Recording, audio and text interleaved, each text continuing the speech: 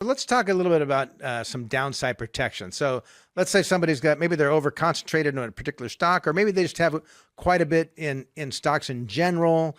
And how do we think about, want to protect ourselves in the event that we have another financial crisis, we have another dot-com boom, like whatever, like what are some things we can do to help with some downside protection?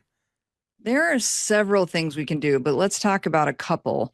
And one of them is paired really well when you have concentration risk in your portfolio. And what does that mean? Depending on what kind of manager you talk to, there's different definitions of what is a concentrated position.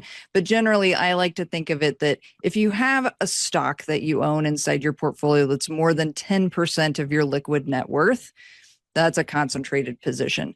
However, if you hold it in a taxable brokerage and the cost basis is really low, it's probably going to take some time and some strategy to unwind that position without paying a bunch in tax.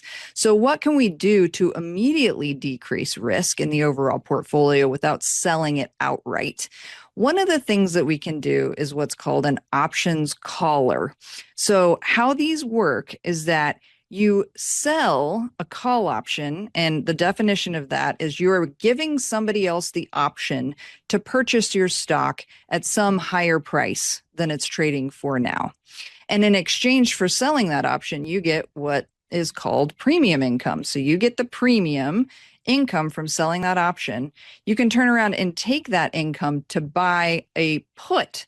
And the definition of a put is that you now have the option to sell that stock at a lower price than it's trading for now. So that gives you a floor on that stock price. So if tomorrow everything blows up and it goes to zero, you're protected at that price that you bought the put for. Now, in exchange for that, you are capping your growth because you sold somebody else the option to buy your stock at a particular price. And by the way, you can either use that to have a controlled exit at that price if you'd like, or you can we have strategies in which your stock isn't actually called away so that you're not having uncontrolled sales of your stock along the way. It's a very sophisticated strategy, but it generally is in 30-day increments where you buy these collars. And then if the stock stays between that floor and that ceiling, then it's just as if you owned the stock. If it is a high flyer and goes above the ceiling, then you're capped at that price that you sold the call for. But if it crashes and burns, then if it goes below that floor price, you're protected.